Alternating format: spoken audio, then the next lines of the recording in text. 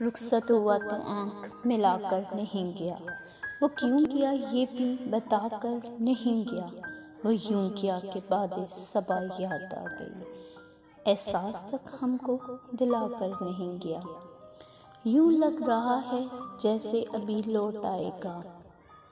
जाते हुए चिराग बुझाकर नहीं गया। बस एक लकीर खींच गया दरमियान में, दीवार रास्ते में बनाकर नहीं गया। शायद वो मिल ही जाए मगर जुस्तजू है शरत। शायद वो मिल ही जाए मगर जुस्तजू है शरत। वो अपने नक्श मिटाकर नहीं गया। घर में आज तक वो ही खुशबू है। लगता है यूं के जैसे वो आकर नहीं गया। तब तक तो फूल जैसी ही ताज़ा थी उसकी याद। तब तक तो फूल जैसी ही ताज़ा थी उसकी याद। जब तक वो पत्तियों को जुदा कर गया। रहने दिया ना उसने किसी काम का मुझे, और खाक में मुझको मिलाकर नहीं गया।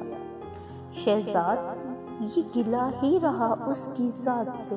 शहजाद ये गिला ही रहा उसकी ज़ात से।